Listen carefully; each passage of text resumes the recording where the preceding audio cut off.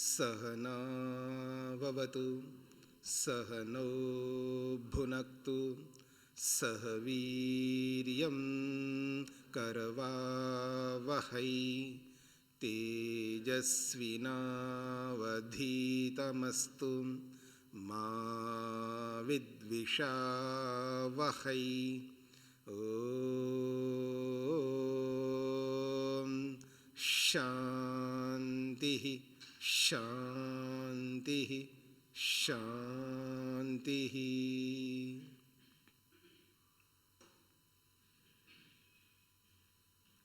मनुस्मृति के प्रथम अध्याय के 31वें श्लोक तक हमने विचार किया है। प्रसंग जो चल रहा है वो कर्मों के अनुसार, पूर्व कर्मों के अनुसार, पूर्व संस्कारों के अनुसार, पूर्व प्रारब्ध के अनुसार जो हमें जन्म मिलता है। किसी का जन्म ब्राह्मण, कर्म से ब्राह्मण जो होता है उनके यहाँ जन्म होगा। जो कर्म से क्षत्रिय होगा उनके यहाँ जिसका जन्म होता है। कर्म से जो वैश्य है उनके यहाँ जिनका जन्म होता है, या कर्म से जो शूद्र है उनके यहाँ जो जन्म होता है। तो जन्म होने वाले आत्माओं का वैसे ही कर्म होंगे जिनके कारण से उनके यहाँ जन्म होता है। तो परमात्मा ने एक व्यवस्था की है कि ब्राह्मण वो व्यक्ति होता है जो विद्या का आदान प्रदान करता है, जो विद्या दान करता है, सभी मनुष्यों को विद्या पहुंचा देता है। वो विद्या का सूर्य जैसा होता है। जैसे सूर्य सबको प्रकाश देने वाला होता है, ऐसे ही ब्राह्मण जो विद्वान होता है, जिसके पास विद्या होती है, वो सबको सूर्य की भांति सबको विद्या प्रकाशित कर देता है। इसलिए उसको ब्राह्मण कहा है कर्म से। और क्षत्रिय उसी को कहा जो व्यवस्था करता है, जो नियमों का पालन करवाता है। जो भी विधि विधान है दो प्रकार का होता है, निषेध के रूप में और एक विधान के रूप में, यानी कर्तव्य के रूप में और अकर्तव्य के रूप में। तो कर्तव्य अकर्तव्य का पालन कराने का जिसका दायित्व होता है और उसके साथ साथ सुव्यवस्था देनी होती है, तो सुव्यवस्थापक के रूप में कर्तव्य का पालन कराने के लिए क्षत्रिय होता है। वो भी कर्म से है। और जितना भी अभाव होता है मनुष्य को, चाहे वो वस्त्र का अभाव है, मकान का अभाव है, अनेक प्रकार के अभावों को दूर करने के लिए, विशेषकर अन्न का जो अभाव है उसको दूर करने के लिए, और गोपालन के लिए, कृषि के लिए और व्यापार के लिए, देश की समृद्धि के लिए जो व्यक्ति लगा रहता है कर्म से, उसे क्षत्रिय वैश्य कहते हैं। और इन तीनों की जो सेवा करता है, ब्राह्मण, क्षत्रिय, वैश्य की, उनको शूद्र के नाम से बोला है। ये सब कर्म। तो इन चारों वर्णों की व्यवस्था परमात्मा ने की है। ये 31वें श्लोक में स्पष्ट किया गया है। अब इसके आगे जो श्लोकों की श्रृंखला आ रही है, कुछ श्लोक हैं जिस पर हमें विचार करना है कि ये श्लोक किस प्रकार के हैं। 32वां श्लोक है, द्विधा कृत्वा आत्मनो देहमर्धेन पुरुषो भवत् अर्धेन नारी तस्यां स विराजमसृजत् प्रभुः। इस श्लोक के एक एक शब्द को देखते हैं। द्विधा कृत्वा आत्मनः देहम अर्धेन पुरुषः अभवत् अर्धेन नारी तस्यां सह विराजम असृजत् प्रभुः। ये श्लोक के शब्द हैं। तो कहते हैं सह प्रभु, वह जो प्रभु परमात्मा है, अनेक बार प्रभु शब्द आया है, पीछे के श्लोकों में भी, यह स्वयं भवति प्रकर्षेण भवति स प्रभु। वो प्रभु है, परमात्मा है, जो स्वयं विराजमान होता है। वही परमात्मा ने क्या किया है, आत्मनः अपने आप को, अपने आप को का मतलब है देहम, अपने शरीर को, देहम अपने शरीर के द्विधा कृत्वा, अपने शरीर को उन्होंने द्विधा कृत्वा, दो विभाग कर दिया। एक अलंकारिक वर्णन है। आत्मा यानी परमात्मा का कोई शरीर तो होता नहीं है, फिर भी लोग उसकी शरीर की कल्पना की है। अब कल्पना भी ऐसा करो जो संभव जैसा हो। कल्पना जो होती है वो संभव कल्पना और एक असंभव कल्पना होती है। दो प्रकार की कल्पनाएं होती है, और संभव कल्पना तो होनी चाहिए, क्योंकि हमारा जो भविष्य जो होता है वो संभव कल्पना के आधार पर होता है। मैं मुक्ति को प्राप्त करना चाहता हूं, ऐसा किसी की भी कोई ऐसी इच्छा है, ऐसी कोई तमन्ना अभिलाषा है, वो ये कल्पना करता है, ये विचार रखता है, ये उद्देश्य रखता है कि मेरे को मुक्ति को प्राप्त करना, ये अच्छी कल्पना है। और उस मुक्ति के लिए कुछ संजोता है, मन के अंदर कुछ परिदृश्य उत्पन्न करता है। मैं ऐसी समाधि लगाऊंगा, ऐसे विवेक को, वैराग्य को प्राप्त करूंगा, मैं ऐसे ऐसे शास्त्रों को पढ़ूंगा, उन शास्त्रों में ये है वो है, जो भी एक परिकल्पना करता है व्यक्ति। तो ये तो ऐसी कल्पना तो करना ही चाहिए ना। ये तो एक कल्पना होती है। और दूसरी वो भी एक कल्पना होती है, जैसे आप बिल्डिंग के ऊपर से देखिएगा, उधर आपको तालाब मिलेगा, ठीक है ना। मैं यहां से एक छलांग लगाऊंगा, उस तालाब के उस परली तरफ जो है गिरूंगा। यहां से बिल्डिंग से एक ऐसा छलांग लगाऊंगा, और उस तालाब भी यहां से बहुत दूर है, 1 किलोमीटर हो सकता है, 1.5 किलोमीटर हो सकता है, 2 किलोमीटर भी हो सकता है। और उस तालाब के भी उस तरफ, परली तरफ कूद जाऊंगा, ऐसा छलांग लगाऊंगा। मैं ऐसा चाहता हूं भविष्य में कि मैं अपना ऐसा हाथ ऊपर करता जाऊं और बुर्ज खलीफा का ऊपर की जो चोटी है ना, उसको पकड़ सकूं। ऐसी कल्पनाएं, इनको कहते हैं असंभव। कल्पनाएं दो प्रकार की हो सकती है। कल्पना करने में क्या पैसे थोड़े लगते हैं? क्यों जी? कल्पना करने में कोई पैसे नहीं लगते। कल्पना तो कैसे भी कर सकता है व्यक्ति, पर कल्पना भी ऐसी होनी चाहिए जो संभावित हो, जो संभव हो सके, जिसको हम संभव कर सके। ऐसी कल्पनाएं करना गलत नहीं होती है। तो ये भी एक कल्पना है। अब कल्पना दोनों ढंग से की जा सकती है। प्रथम बात तो ये है कि परमात्मा का कोई शरीर नहीं होता है, क्योंकि सर्वव्यापक परमात्मा को शरीर की आवश्यकता नहीं होती है। ये बुद्धि से परे की बात है। जो सब जगह रहने वाला होता है, जिसके सामर्थ्य को शरीरधारी भगवान को मानने वाला भी स्वीकार करता है। अगर जो व्यक्ति ये मानता है कि भगवान अवतार लेता है या शरीर में आता है, वो साकार भी है, भी बोलता है, वो केवल साकार है ऐसा नहीं बोलता है, वो निराकार भी है और साकार भी शब्द का प्रयोग करता है वो।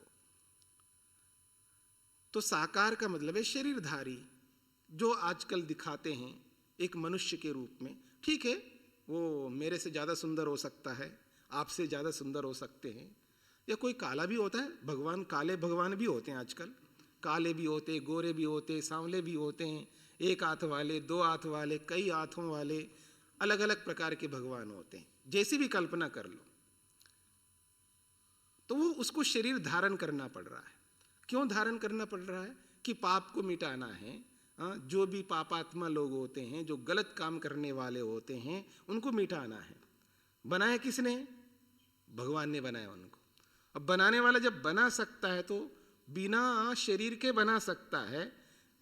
जब हमें जब बनाए तब शरीर धारण करके बनाया है या बिना शरीर के बनाया? ये वो भी लोग मानते हैं, क्योंकि आज पाप बढ़ गए इसलिए उसको अवतार करना पड़ता है, अथवा जब जब उसने अवतार किया है उससे पहले तो आदमी आ गए थे, और उन आदमियों को जब बनाया है परमात्मा ने तो बिना शरीर के ही बनाया है। अब उस शरीरधारी भगवान को मानने वाले लोगों से ये पूछा जाए, परमात्मा सर्वशक्तिमान है या अल्पशक्तिमान है? कम सामर्थ्य वाला भगवान है या सर्वशक्तिमान है?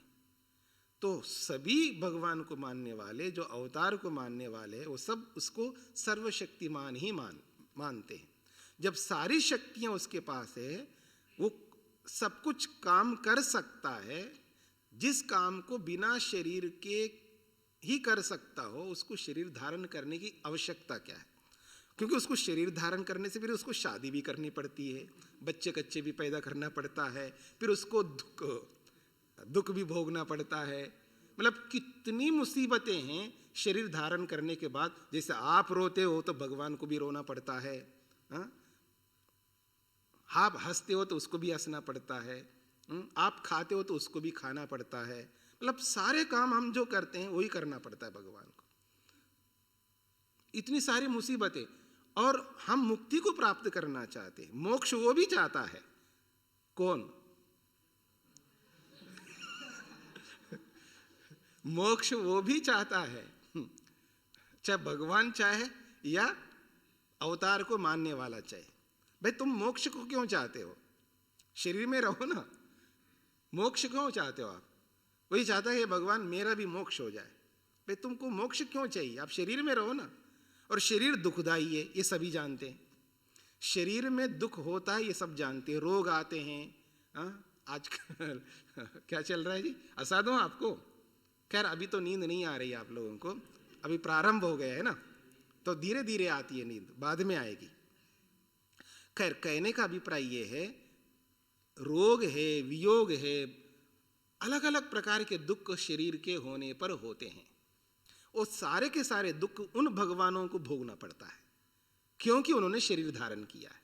शरीर है तो भूख भी लगेगी उनको, और भूख मिटाएंगे नहीं तो दुख होगा। शरीर है तो प्यास भी लगेगी, और पानी नहीं पिएंगे तो दुख होगा, भगवान को भी दुख होगा। यानी दुख से शरीरधारी कोई भी हो, चाहे भगवान हो चाहे मनुष्य हो, बच नहीं सकते। तो इन सारी परिस्थितियों को ध्यान में रखते हुए जब देखा जाता है कि भगवान का कोई शरीर नहीं हो सकता, फिर भी कोई कल्पना करे तो भाई तुम्हारे पास सामर्थ्य है, तो अपने शरीर को दो टुकड़े करने की क्या आवश्यकता है? तो श्लोक कह रहा है, आत्मनः देहम, अपने ही शरीर को द्विधा कृत्वा, दो विभाग करता है। कौन? भगवान। फिर कहते हैं अर्धेन पुरुषः अभवत्, भगवान के शरीर के आधे भाग से एक पुरुष व्यक्ति पैदा हो गया। फिर कहा अर्धेन नारी, और एक भगवान के आधे भाग से नारी स्त्री उत्पन्न हो गई। फिर जो स्त्री उत्पन्न हो गई, तस्याम विराजम असृजत, उस स्त्री में विराट नामक व्यक्ति को उत्पन्न किया। सबसे पहले भगवान ने क्या किया है, अपने शरीर को दो टुकड़े बना दिए, और दो टुकड़े बना करके एक टुकड़े से पुरुष को बनाया और एक टुकड़े से स्त्री को बनाया। अब जिसको स्त्री बनाया है, उस स्त्री में एक पुरुष को उत्पन्न कर दिया जिसका नाम है विराट। और आज आप देखेंगे, किनको देखेंगे? पुराणों को। पुराणों को देखेंगे तो पुराणों में ये भी आता है कि पैदा करने वाले कौन होता है? पिता होता है, ठीक है ना? पैदा कर दिया, और जो पैदा हो गई है नारी, वो कौन होती है? दुहिता। पुत्री होती है, और उस पुत्री में विराट को उत्पन्न किया है खुद ने। ये कहानियां है, देखिएगा, ये कहानियां है, मैं पूरा नहीं बता रहा हूं उस कहानी को, ये कहानियां हैं पुराणों में, जिसको स्वीकार कर रहे हैं सहर्ष लोग, ठीक है ना, सहर्ष जिसको स्वीकार कर रहे हैं। तो उस परमात्मा ने अपने शरीर के 2 टुकड़े बनाए हैं, एक टुकड़े से पुरुष को, दूसरे टुकड़े से नारी को, फिर उस नारी में एक विराट नामक व्यक्ति को उत्पन्न किया, फिर उस विराट से आगे की संतति उत्पन्न होगी, ये कहना चाहेंगे आगे जाकर के। हो गए जी श्लोक। अब इसको आपको क्या समझ में आता है? ये प्रक्षिप्त समझ में आता है या शुद्ध मनुस्मृतिकार मनु महाराज ने बनाया समझ में आता है? जो आपको समझ में आता है आप निर्धारण करो, मेरे बताने की क्या आवश्यकता है। शास्त्रों में ऋषियों ने एक बहुत अच्छी बात कही है, और वो मैं आपके सामने रखता हूं, जो चाणक्य ने अपने शब्दों में बोला है। वो श्लोक तो याद नहीं आ रहा है, वो अंत का वाक्य याद आता है। मैंने बता दिया आपको जो बताना था, अब आपके पास में विवेक है। ये नेष्टम तेन गम्यतम, 2 रास्ते बता दिए मैंने, ये रास्ता है, ये तो आपको देवयान की ओर ले जाता है, ये पितृयान की ओर ले जाता है, ये श्रेय मार्ग है और ये प्रेय मार्ग है, ये धर्म है, ये अधर्म है, ये पाप है, ये पुण्य है, सब बता दिया आपको, विस्तार से बता दिया। समझ में आ गई? हाँ तो आ गए जी। आपको समझ में क्या नहीं आएगा? आखिर आप मनुष्य हो, मनुष्य को क्या समझ में नहीं आता है? मनुष्य को सब कुछ समझ में आता है। ये बात कैसे समझ में आए? क्यों जी? मनुष्य को सब कुछ समझ में आता है, ये बात कैसे समझ में आ जाए? इसलिए निरुक्तकार ने एक बहुत अच्छी बात कही है। वो कहता है कि मनुष्याः कस्मात्, मनुष्य को मनुष्य क्यों कहते हैं? वो कहते हैं मत्वा कर्माणि सीव्यन्ति। वो कहते हैं मनन करके कर्मों को जोड़ते हैं। हाँ, मैं थोड़ा आपको अलग अर्थ करवा रहा हूं, मैं नहीं करवा रहा हूं, निरुक्तकार ने किया है। वो लोग अक्सर नहीं बता पा रहे हैं, पता नहीं क्यों। हमने जब गुरुकुलों में आए तो यही सुनते आ रहे, मनन करके कर्म करता है, मनन करके, मत्वा कर्माणि सीव्यन्ति, मनन करके कर्म करता है, मनन करके कर्म करता है, यही सुनाते हुए आ रहे। लेकिन जब हमने पढ़ा है निरुक्त को, और आज जब पढ़ा रहे हैं, तो समझ में आता है कि ये अर्थ क्या है इसका। वो कहते हैं मत्वा कर्माणि सीव्यन्ति, मनन करके कर्मों को सीता है। वो सीना समझते हैं, जैसे कपड़े सीते हैं ना, वो मनन करके कर्मों को सीता है, अर्थात कर्मों को जोड़ता है। कपड़े को क्या करते हैं जी? जोड़ते ही है ना। एक कपड़े में सिलाई नहीं होती है, याद रखना, एक कपड़े में सिलाई नहीं होती है, 2 कपड़ों को होना चाहिए, 2 कपड़े होना चाहिए। सिलाई का मतलब ये सिला है, वो थोड़ा है। सिलाने का मतलब कुर्ता के रूप में और किसी रूप में आपको सिलाई तो उसी को कहते हैं ना, तो जोड़ना होता है ना, 2 को जोड़ना होता है। तो वो जोड़ना जो है वो कर्मों को जोड़ता है। और वो कैसे जोड़ता है? बुद्धिपूर्वक जोड़ता है, जिधर चाहे उधर नहीं जोड़ता है। आपने बाएं बनाने के लिए काटा है, हाँ, जेब के लिए काटा है, हाँ, और कुछ अलग अलग कुछ काटते हैं ना, तो आप किसी को भी कहीं जोड़ नहीं सकते हो ना। कपड़े को जोड़ेंगे तो बुद्धिपूर्वक जोड़ोगे ना, दिखने में भी सुव्यवस्थित दिखाई देना चाहिए, सिस्टमेटिकली दिखना चाहिए कपड़े। तो वो कर्मों को जोड़ता है, पहले अंदर जोड़ता है, बाद में बाहर जोड़ता है वो व्यक्ति। मत्वा कर्माणि सीव्यन्ति, मनन करके कर्मों को जोड़ता है। देखिएगा, मनस्येकम वचस्येकम कर्मण्येकम महात्मना, वो कैसे जोड़ता है देखिएगा कर्मों को। मन में एक कर्म करता है, मन में कर्म कर देता है, अब उस कर्म को वाणी के साथ जोड़ता है। मन में कर्म करता है, क्या कर्म करता है कि इस व्यक्ति को मेरे को पैसे देने हैं, दे दूंगा, निर्णय कर लिया, तो मानसिक कर्म हो गया। मानसिक कर्म हो गया कि कर्म हो गया है, क्योंकि दे दूंगा निर्णय जब होता है, निर्णय होते ही मानसिक कर्म हो गया। मानसिक पुण्य कर्म किया जी, पैसे लिया था इनसे और मेरे को पैसे वापस करना है, मैंने निश्चय कर लिया इनको पैसे देना है, तो मानसिक कर्म हो गया। अब उस मानसिक कर्म को वाचिक कर्म के साथ जोड़ता है वो। भाई साहब बहुत बहुत धन्यवाद आपको, आपसे मैंने पैसे लिया था, अब मैं आपको फलाने तारीख को पैसे लौटा दूंगा, वो वाणी से बोल देता है। तो मानसिक कर्म को वाचिक कर्म के साथ जोड़ देता है वो, और वो जो तारीख आएगा, वो दिनांक आएगा, और उस दिनांक में जाकर के वो पैसा दे देता है। तो उस मानसिक कर्म को वाचिक कर्म के साथ, वाचिक कर्म को शारीरिक कर्म के साथ जोड़ देता है, पैसे दे देता है। यह है मत्वा कर्माणि सीव्यन्ति का मतलब। स्पष्ट हो गया ना? दूसरा ये है कि एक कर्म थोड़ा करेंगे हम, एक कर्म नहीं कर सकते ना, हम अनेकों कर्म करने होंगे। मोटी भाषा में कहूं तो हमें बतेरे कर्म करने हैं। हाँ, हरियाणा के लोग थोड़ा अच्छी तरह समझेंगे ये बतेरे कर्म करने हैं, अर्थात हमें बहुत सारे कर्म करने हैं, बहुत अधिक कर्म करने हैं, अनगिनत कर्म करने हैं। तो एक पुण्य कर्म को दूसरे पुण्य कर्म के साथ जोड़ना होगा।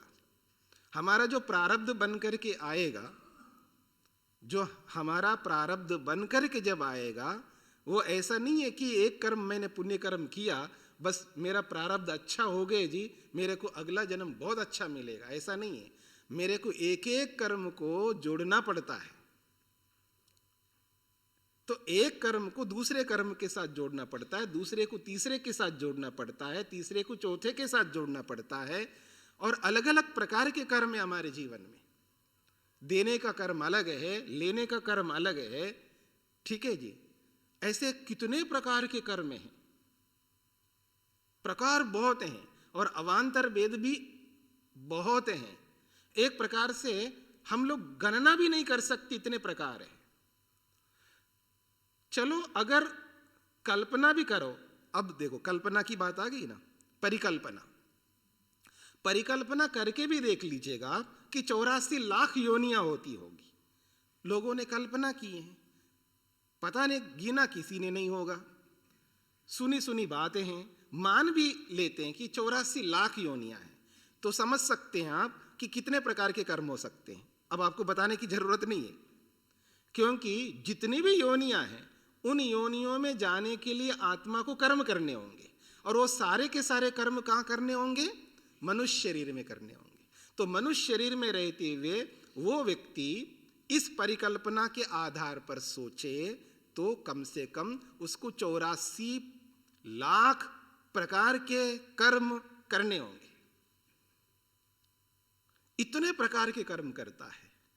तो इसका अर्थ यह है, मेरे को ऐसा कर्म जोड़ना होगा, ऐसे कर्मों को जोड़ना होगा, मेरे को 84 लाख में से एक को हटा दो तो कितने हो जाएंगे?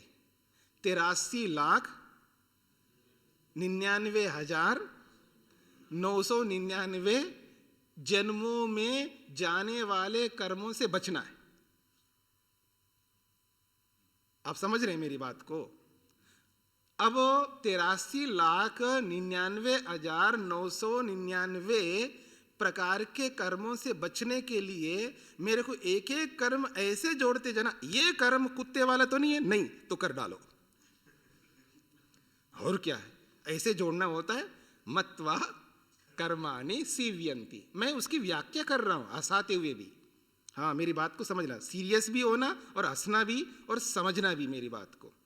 तो वो एक एक कर्म को ऐसे जोड़ता है व्यक्ति कि अगर मैं ये कर्म करने जा रहा हूं, ये कर्म कुत्ते वाला, गधे वाला, सुअर वाला, और जो शौचालय के अंदर कीड़ा होता है वो वाला, ये वाला, वो वाला, ऐसा कर्म तो नहीं है। ऐसा सोच करके, ऐसा मनन करके उस कर्म को करना पड़ता है। फिर वो कर्म करके वो स्टोरेज में डालता, हाँ मैंने अच्छा कर्म किया। जो प्रारब्ध वाला जो गुत्थी है ना हमारी, हाँ भंडार, जिसको कहते हैं कर्माशय, कर्म का समुदाय, उसमें हमें जोड़ना पड़ता है।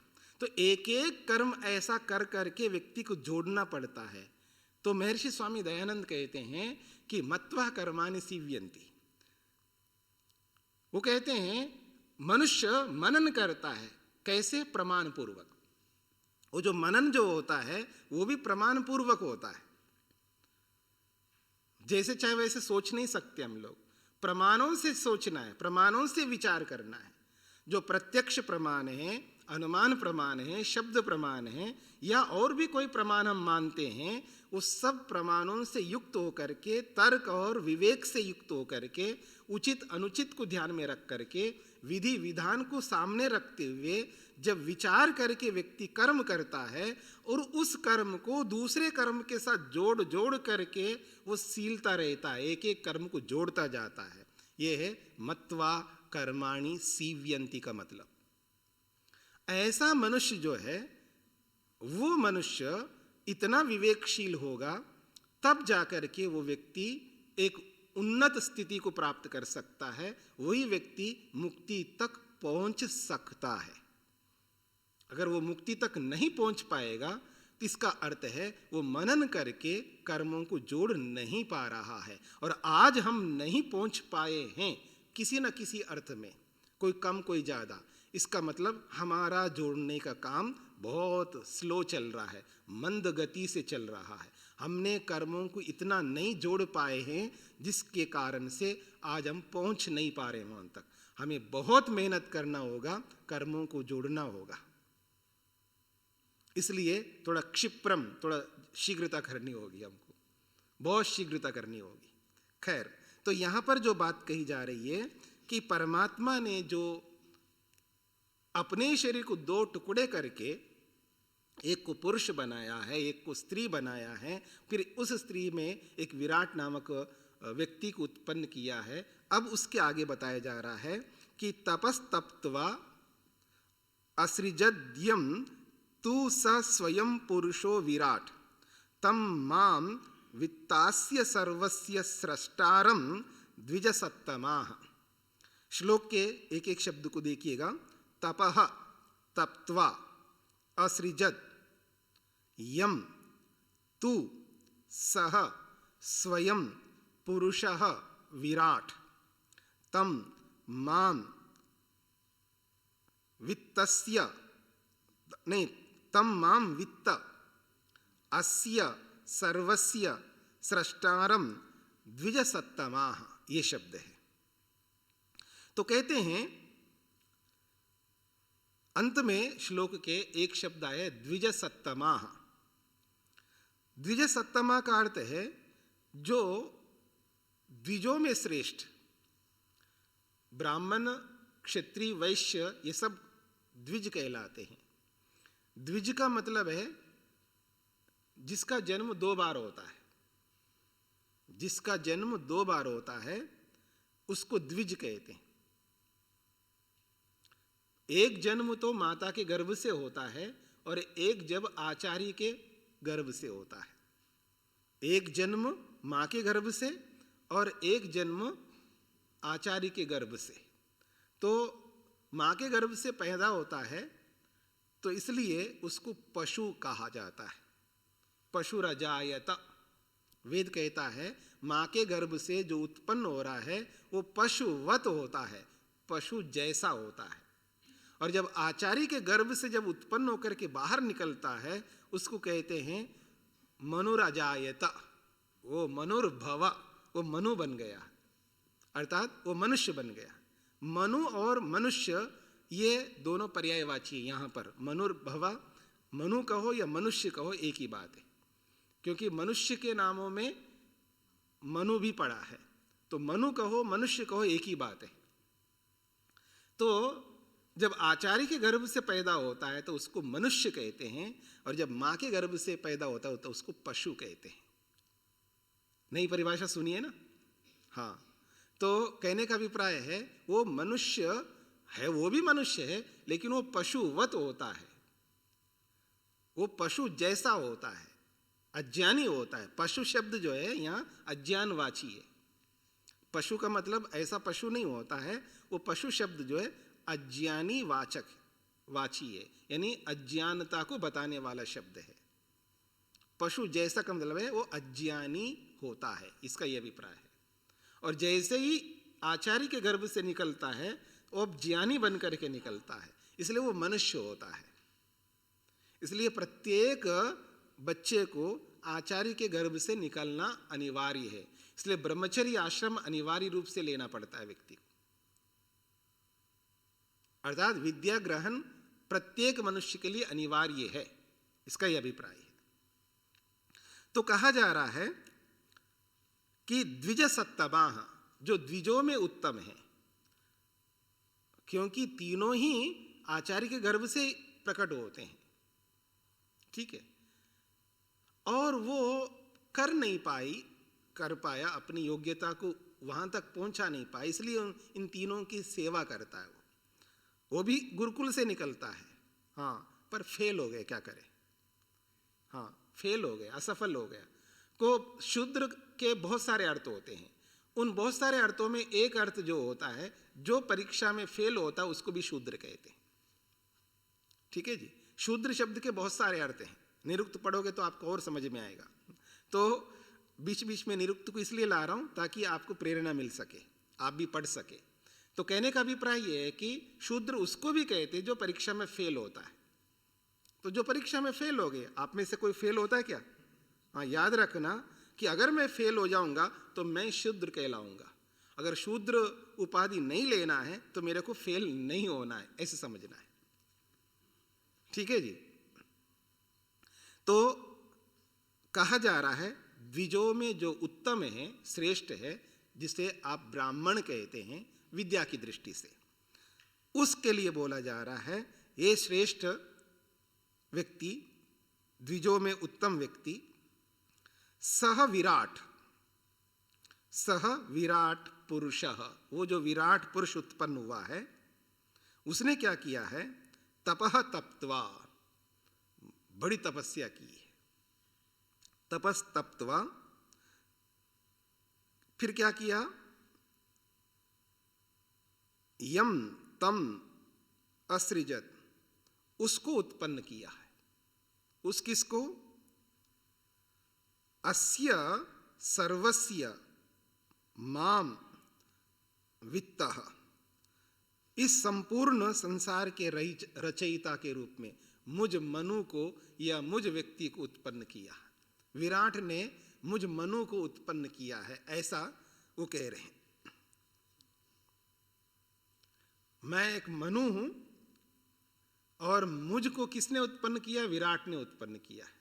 और कैसे उत्पन्न किया है? तपस तप्त्वा, बड़ी तपस्या करके।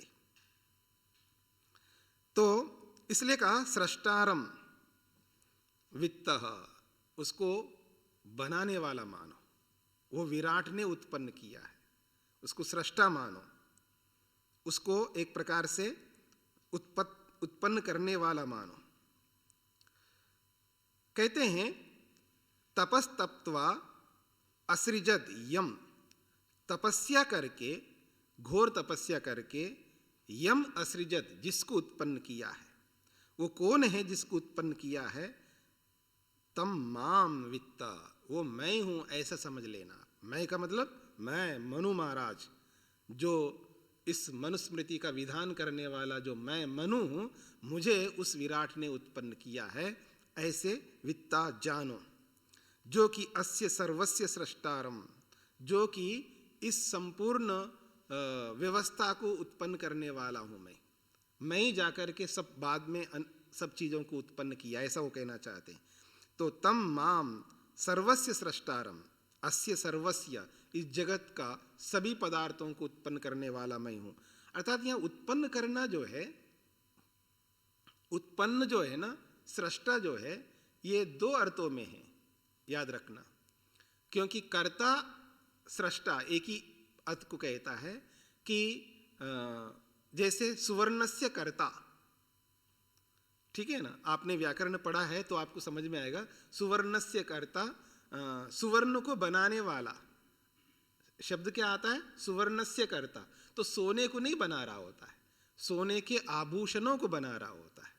एक तो ये है, कर्ता का मतलब है आभूषणों को बनाने वाला, और एक कर्ता का ये अर्थ भी होता है उस सोने का प्रयोग करने वाला।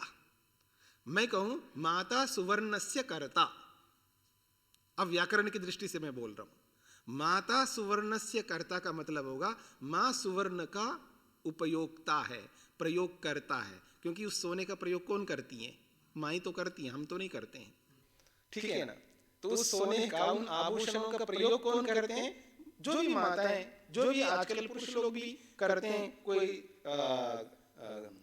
कड़े के रूप में, ब्रेसलेट के रूप में, कोई गले में, अब पहनते हैं पहनने वाले, जो भी है। कहने का मतलब है व्याकरण की दृष्टि से देखेंगे, शास्त्र की दृष्टि से देखेंगे, कर्ता शब्द जो है केवल उत्पन्न करता ही नहीं होता है।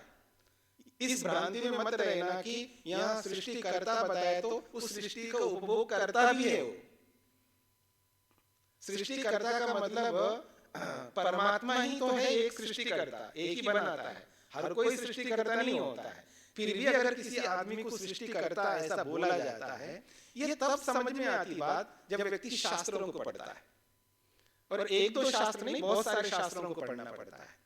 और जब योग दर्शन में ये बोला जाता है कि सिद्धियों में वो पंचभूतों का सृष्टि करता है, आपने पढ़ा होगा ना, आपने योग दर्शन पढ़ा हो तो जो सिद्धियों में आता है वो पंचभूतों का सृष्टि करता है। तो लोग समझते हैं कि ये गलत लिखा है यहाँ पर, और हमने भी ऐसे पढ़ा था कि ये गलत लिखा हुआ है, लेकिन सही लिखा है वहां पर। अर्थात जब शास्त्र कम समझ में आता है तो क्या लगता है ये गलत लिख दिया है, और जब शास्त्र ठीक से समझ में आता है तो सही लिखा है समझ में आता है। तो वह सृष्टि नहीं करता है, उसको उपयोग करता है, ये अर्थ निकलता है वहां पर। क्योंकि कर्ता शब्द जो है, सृष्टा कर्ता शब्द का अर्थ उत्पादक भी होता है और प्रयोग करता भी होता है, अर्थात प्रयोग करने वाला। उस वस्तु का जो प्रयोग करता है उसको भी कर्ता बोला जाता है, और उस वस्तु को बनाने वाला होता है उसको भी कर्ता बोला जाता है। ये शास्त्र का नियम है। तो इसलिए व्यापक रूप से जब शास्त्रों को पढ़ते हैं तो समझ में आता है कि वास्तविकता क्या है।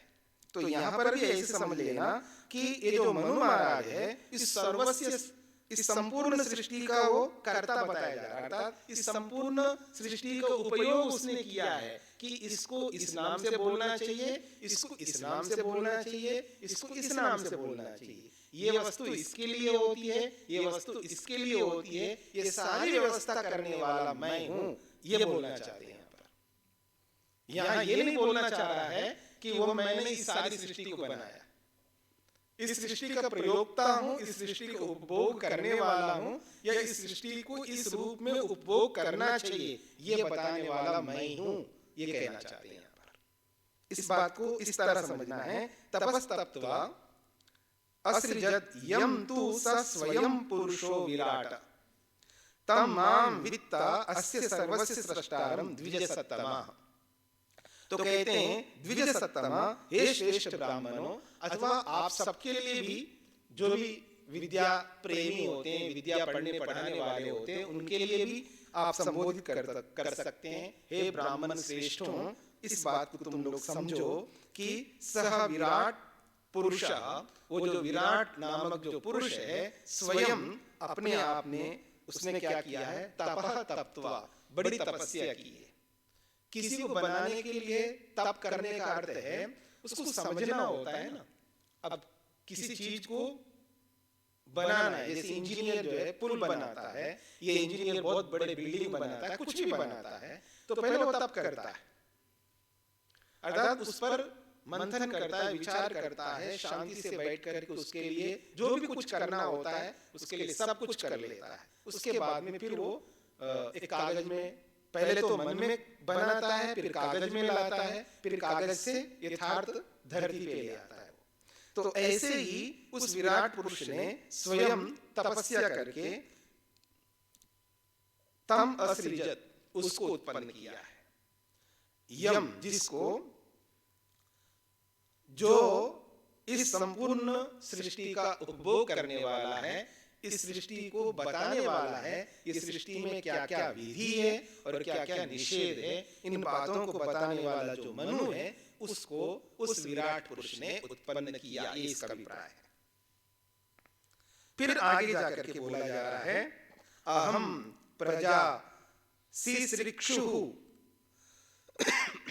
तू तपस्तप्त्वा सुदुश्चरम पतीन प्रजानाम असृजम महर्षिं आदितः दश। अब वो जो मनु को उत्पन्न किया है या जिस व्यक्ति को भी उत्पन्न किया, उसने आगे और लोगों को उत्पन्न करने का प्रारंभ किया। एक श्रृंखला चल पड़ती है ना, जैसे मैंने विद्या प्राप्त किया है, मैं किसी को विद्या दे रहा हूं, वो किसी को देगा, ऐसे ही मनुष्यों की जो श्रृंखला है वो इसी प्रकार चलती है। अहम प्रजा सिसृक्षु,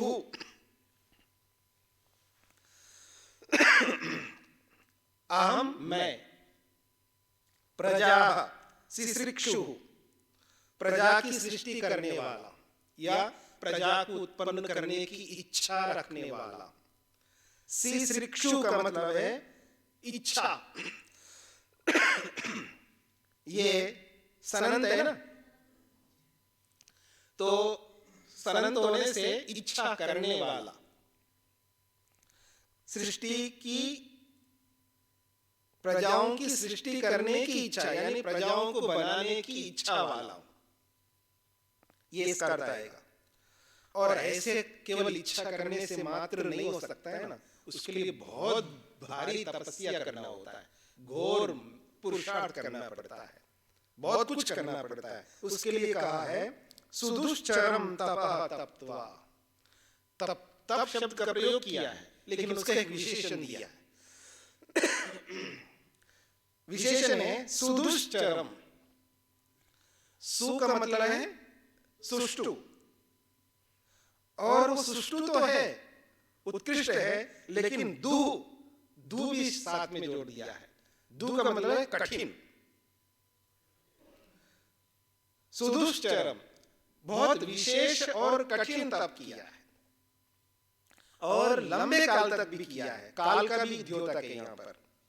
चर शब्द जो है ये काल को भी कहता है, यानी कठिन लंबे काल तक विशिष्ट तप करके। सुदुश्चरम तपः तप्त्वा, विशिष्ट घोर लंबे समय तक तपस्या करके क्या करता है? आदितः, सबसे पहले, आदितः का मतलब है सबसे पहले, प्रजानाम पतीन दश महर्षिन असृजम। वो कहते हैं प्रजाओं के जो मालिक, पति स्वामी है, प्रजाओं के जो मालिक होते हैं ना, हर प्रजा का अलग अलग मालिक होता है, श्रेष्ठ व्यक्ति होता है, यानी उनका नियमन करने वाला होता है। तो कहा जा रहा है यहां पर, सबसे पहले प्रजाओं के जो पति हैं, स्वामी हैं, उन दश महर्षिन, 10 महर्षियों को असृजम उत्पन्न किया। यानी मैंने तपस्या की, विराट ने जिस पुरुष को उत्पन्न किया है उस पुरुष की बात हो रही है, चाहे वो पुरुष मनु है, वो पुरुष और कोई है। श्लोक ये कह रहा है विराट जिस पुरुष को उत्पन्न करता है उस पुरुष ने घोर तपस्या की है, बहुत बड़ी तपस्या की है, देर तक तपस्या की है, और तपस्या करके उसने क्या किया है कि 10 महर्षियों को पैदा किया है। 10 महर्षियों को पैदा किया है। अब वेद तो ये कहता है पशु रजायता, ठीक है ना, मां के गर्भ से पशु पैदा होते हैं, लेकिन उसने जो पैदा किया है, पैदा करते ही महर्षियों को पैदा कर दिया। पैदाइश से ही वो महर्षि है, यानी जो बच्चा बाहर निकल के आए ना, वो महर्षि पैदा हो गया। मतलब कहने को तो ऐसे ही लगता है ना, यहाँ पर अभिधा के रूप में तो ऐसे ही लगता है। वाक्य के 3 प्रकार होते हैं ना, अभिधा, लक्षण और व्यंजना। तो अभिधा के रूप में देखेंगे तो यहां पर क्या प्रतीत होता है कि उसने 10 महर्षियों को पैदा किया, यानी पैदाइशी ही वो 10 ऋषि बन गए, ऐसा शब्द कह रहा है। पर ऐसा तो होता नहीं है, फिर भी शब्द कह रहा है तो इसको आप अलंकार मान लो। अब इसको इधर देखिए मेरी ओर, अब इसको समझाने के लिए ऐसा ना समझा करके क्या करो, ऐसा समझा दो, यही हो सकता है। तो ये सब प्रक्षिप्त श्लोक है जिन पर हम विचार कर रहे हैं। ये सारे श्लोक कैसे हैं, प्रक्षिप्त हैं मनुस्मृति में, इन पर हम विचार कर रहे हैं। और विचार करना चाहिए, प्रक्षिप्त मान करके छोड़ना नहीं चाहिए, समझना चाहिए कि लिखा क्या जा रहा है। तो वो एक ने 10 महर्षियों को उत्पन्न किया जी, उनके नाम भी है, हाँ याद रखना, जिनको पैदा किया है उनके नाम भी है। मरीचि, मरीचि और अत्रि, अंगिरस, पुलस्त्य, पुलह, क्रतु, प्रचेतः, प्रचेता, प्रचेतः का मतलब, प्रचेतस का मतलब है प्रचेता, क्योंकि यह द्वितीय विभक्ति में है ना ये सारे शब्द, तो इसलिए एक वचन में देखेंगे प्रचेता। वशिष्ठ, भृगु, नारद, हाँ नारद आ रहा है जी, हाँ नारद से बचे रहना, क्योंकि नारद से बचना बहुत मुश्किल होता है। कोई कोई आपके जीवन में भी ऐसा होता होगा ना, जो आपके जीवन में आया होगा, जो वो शांत नहीं रहता, कुछ ना कुछ निकालेगा आप में से, कोई ना कोई कमी निकालेगा आप में से, कुछ ना कुछ बोलेगा, देखो जी आप ये ठीक नहीं है, वो ठीक नहीं है, कुछ ना कुछ कमी निकालेगा। जो कमियों को निकालने वाला होता है उसका नाम है नारद। ठीक है जी। तो यहां पर 10 ऋषियों को उत्पन्न किया, तो उनमें से नारद भी एक ऋषि है जो चुगली करता रहता है। इसकी बात उसको बताएगा, उसकी बात इसको बताएगा, और उसको ऋषि बताया जा रहा है। देखिए ना, अच्छा जो संसार में चुगली करता है उसको अच्छा मानते, बुरा मानते, बुरा मानते, ठीक है ना। और बिना मतलब किसी की प्रशंसा करता है, बिना मतलब, ना आओ देखना ना ताओ देखना, और उसको ऐसी प्रशंसा करता जा रहा है, उसको क्या कहते हैं आप, चापलूसी कहते हैं। चापलूसी को अच्छा मानते हैं, बुरा मानते, मतलब चापलूसी करता है तो बुरा मानते हैं, हा? और चुगली करता है तो बुरा मानते हैं, निंदा करता है तो बुरा मानते हैं। इतने बुरे आदमी को आप ऋषि बना लिया है ना, नारद ऋषि है। खैर, तो ये मरीचिम द्विवचन, मतलब द्वितीय विभक्ति में मरीचिम,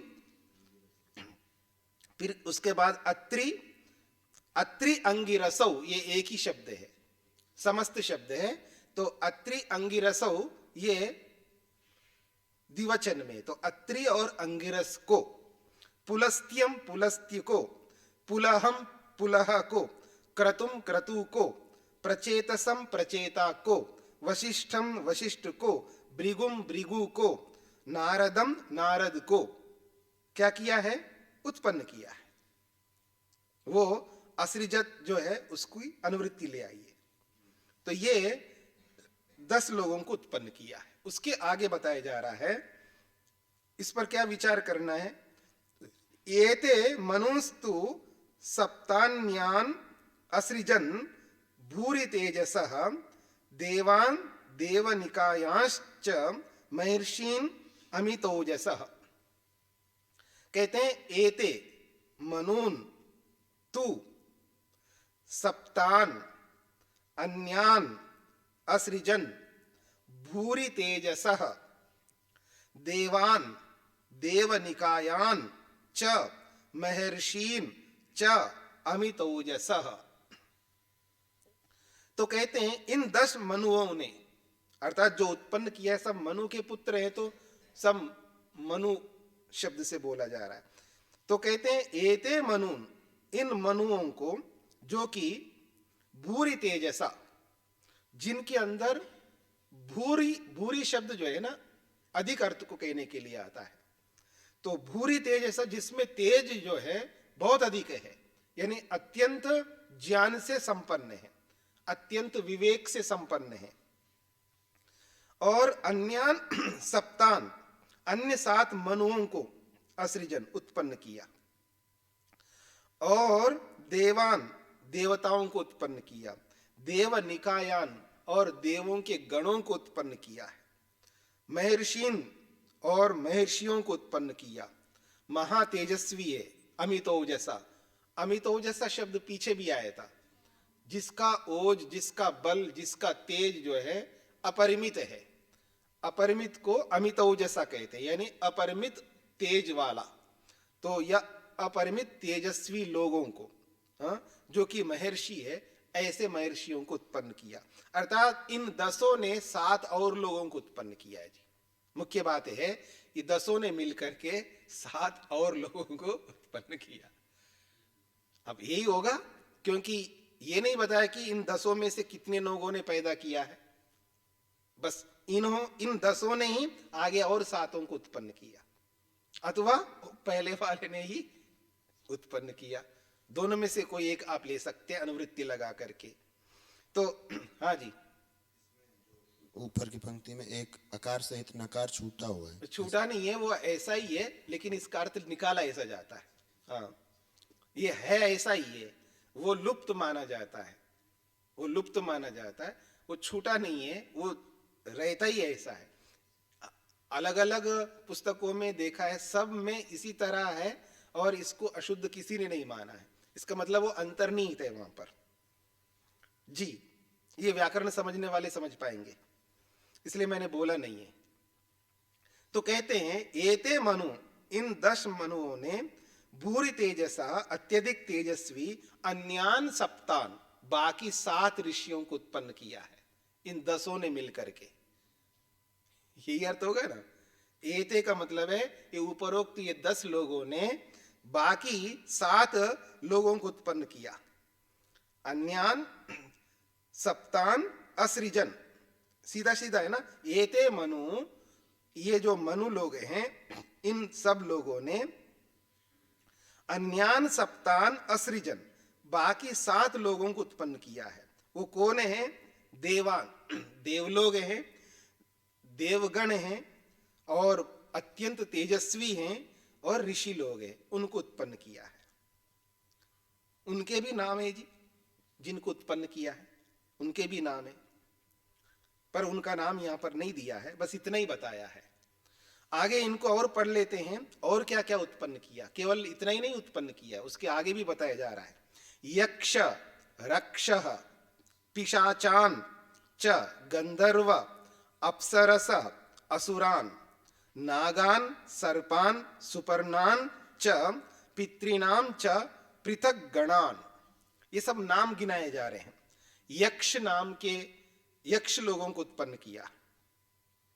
यक्ष वो जाति होती है जो अपने आप में पूजनीय होती है। हाँ, ये एक जाति का मतलब ऐसी जाति मत समझना अलग कोई, मतलब वर्ग होता है। जैसे देवगण होता है ना, पितृगण, देवगण ऐसा होता है ना। पितृगण का मतलब सब पितर लोग हैं, सब वैज्ञानिक लोगों का समूह है जी। हाँ, वो आप मंत्र पढ़ते हो ना यज्ञ में, या मेधाम देवगना पितरश्चोपासते, तो पितृगण, देवगण, ऐसे ही यक्ष गण होता है, यानी पूजनीय लोगों का समुदाय। यक्ष शब्द जो है पूजनीय अर्थ में आता है, पूज्य।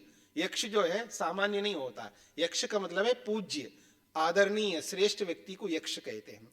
तो यक्ष गणों को उत्पन्न किया। रक्षः, राक्षस गण को भी उत्पन्न किया। दोनों अर्थ ले सकते हो, मतलब राक्षस दुष्ट भी होते हैं और राक्षस श्रेष्ठ भी होते, तो आप अच्छा अर्थ ले लो ना। राक्षस का मतलब श्रेष्ठ लोगों को उत्पन्न किया। पिशाच, पिशाच वो होते हैं जो चतुर्वर्णों से अतिरिक्त जो होते हैं ना। शूद्र भी एक वर्ण है, वो भी बकायदा एक वर्ण है, उसको एक उपाधि दी जाती है। बस आपके साथ ही पढ़ा है, याद रखना, लेकिन फेल हो गया। पढ़ा तो पूरा है, मेरी बात को समझने का प्रयत्न करना। पढ़ा तो आपके साथ ही है, वो इधर उधर देख रहे कि तो मेरे साथ कहां पढ़ा है। ठीक है ना, तो पढ़ा तो उन्हीं के साथ में, मतलब अध्ययन तो उन्हीं के साथ किया, लेकिन सफल नहीं हुआ, फेल हो गया। अब वो दोबारा भी परीक्षा देता है, फिर भी सफल नहीं होता है। तिबारा भी परीक्षा देता है, फिर भी सफल नहीं होता है। फिर वो हाथ खड़ा कर, अब नहीं दूंगा परीक्षा। अब ब्रह्मचारी भी ऐसे करते हैं ना कई बार, अब नहीं दूंगा, एक बार फेल, दोबारा फेल, तो फिर तो वो तो शूद्र ही होता है। हाँ, लेकिन पढ़ा सब है, इसलिए उसको कुछ नहीं आता। शूद्र का मतलब ऐसा नहीं अनाड़ी होता है, ऐसा नहीं होता है। अनाड़ी भी होते हैं, भी याद रखना। शूद्र भी बहुत प्रकार के होते हैं ना, जैसे ब्राह्मण बहुत प्रकार के होते हैं, क्षत्रिय बहुत प्रकार के होते हैं, वैश्य भी बहुत प्रकार के होते हैं, ऐसे शूद्र भी बहुत प्रकार के होते हैं। ये सब योग्यता के आधार पर होते हैं। ये तो केवल कहने की बात है, दुनिया में कोई ऐसा व्यक्ति नहीं है जो ये वर्गीकरण को अस्वीकार करता हो। बस शब्दों को नहीं स्वीकार करते, अंतर कुछ नहीं है। शब्दों से उनको स्वीकार ही नहीं है, मतलब भगवान नाम से उनको एलर्जी है। परमात्मा का नाम बोलो, ईश्वर नाम बोलो, उनको ये बोलो ऑलमाइटी, एक यूनिवर्स में एक ऐसी शक्ति, हाँ शक्ति को मानूंगा। मतलब संसार में कोई तो शक्ति है, नेचर, हाँ नेचर को मानूंगा मैं, नेचर को मानूंगा। मतलब वो दूसरे शब्दों से मानता है, भगवान के नाम से उसको एलर्जी है, मतलब उसको नापसंद है। तो ऐसे ही यहां पर ब्राह्मण, क्षत्रिय, वैश्य, शूद्र शब्दों से उस व्यक्ति को एलर्जी है। यानी लोगों ने बदनाम किया इनको, इन शब्दों को बदनाम किया है, इन वृत्तियों को भी बदनाम किया है। गलत लोगों ने गलत इसका प्रयोग किया है। ब्राह्मण, क्षत्रिय, वैश्य, शूद्रत्व, ये जो उपाधियां हैं, इनका गलत इस्तेमाल करने के कारण से लोक में आज इन शब्दों से लोग घृणा करते हैं। ऐसा नहीं है, शब्द अपने आप में उचित हैं, योग्यता के अनुरूप हैं। जो ऐसा न मानने वाला भी है, वो भी व्यवहार में ऐसा ही करता है। मेरी बात को समझने का प्रयत्न करना। जैसे कोई जाति को मान करके कोई शूद्र है, अब वो आईएएस अफसर बन गया, अब वो हमारी दृष्टि तो वो शूद्र तो है ही नहीं, वो तो अफसर है, वो तो क्षत्रिय बन गया, राजा बन गया, एक प्रकार से एक जिला का अधिकारी बन गया। अब वो जो उसके पास में उसका पियोन लगा हुआ है, दूसरा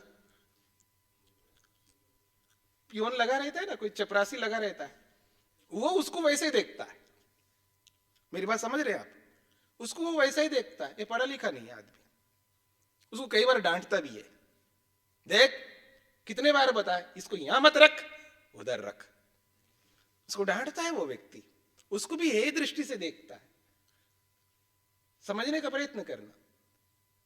तो कहने का अभिप्राय है, कोई दुनिया में ऐसा मनुष्य नहीं है, केवल भारत की बात नहीं, किसी भी देश को ले लो आप, योग्यता की दृष्टि से सब जगह विभाग होते हैं। तो हमने कौन सी गलती किया है, वेद ने कौन सा गलत काम किया है, तो योग्यता की पर नाम रख दिए। बस नामों को देख करके आप एलर्जी क्यों करते हो? तो यहां पर यह बात कही जा रही है, राक्षस, पिशाच वो होते हैं जो असफल हुए, ऐसा नहीं है, वो पढ़ते ही नहीं है। एक होता है पढ़ करके फेल हो गए, और एक होता है पढ़ता ही नहीं है, और पढ़ता ही नहीं है तो अब अनपढ़ रहता है। अनपढ़ों में भी कई भेद होते हैं। क्योंकि अनपढ़ का मतलब है पुस्तक नहीं पढ़ा है वो। भाई अनपढ़ ऐसे भी होते हैं ना जो पुस्तक तो नहीं पढ़े हैं लेकिन पढ़े लिखे होते हैं, मतलब उनको विद्या आती है। वो देखिए, पढ़ाई जो है पुस्तक से भी होती है, देख करके भी होती है, हाँ, सुन करके भी होती है, तो उनको अनपढ़ नहीं कह सकते। कई लोग ऐसे आते हैं वो पढ़े लिखे लोगों से भी मतलब बहुत ऊंचे होते हैं, उनके व्यवहार से, उनके खान पान से, उनके आने जाने को देखने से पता लगता है। इनको पढ़ा लिखा नहीं कह, अनपढ़ नहीं कह सकते, उनको बहुत समझदारी उनके अंदर होती है। तो कहने का अभिप्राय यह है कि बहुत प्रकार के भेद है, उन भेदों में पिशाच भी एक ऐसा भेद है जो पढ़ाने पर भी नहीं पढ़ते हैं, पढ़ते ही नहीं है, और सारे उल्टे काम करते हैं। काम कैसे करते हैं? सारे उल्टे काम करते हैं। ये मनुष्य के अलग अलग पिशाच कहते हैं, राक्षस कहते हैं, दैत्य कहते हैं, दानव कहते हैं, इनके ये नाम है जो बहुत गलत काम करने वाले होते हैं। तो पिशाच, इनको भी पैदा किया है। और आगे भी हम समझने का प्रयत्न करेंगे। ये सारे की सारी विषय कहो, ये सारी बातें कहो, इनको समझना भी है। इसको प्रक्षिप्त के रूप में देखेंगे तो दूसरी दृष्टि आती है, और यथार्थ के रूप में देखेंगे, आप इसको अलंकारिक दृष्टि से भी समझ लेंगे तो कोई बहुत विशेष अंतर नहीं आएगा। बातें वही है, केवल एक समझ के ऊपर निर्भर करता है। अपनी समझ को, अपनी दृष्टि को स्पष्ट रखते हुए, बिना हेय की दृष्टि से, बिना घृणा भाव को लाए हुए यथा योग्य व्यवहार हम सबको करना चाहिए। मंत्र पाठ। ॐ यज्जाग्रतो दूरमुदैति दैवं तदु सुप्तस्य तथैवैति दूरङ्गमं ज्योतिषां ज्योतिरेकं तन्मे मनः शिवसङ्कल्पमस्तु।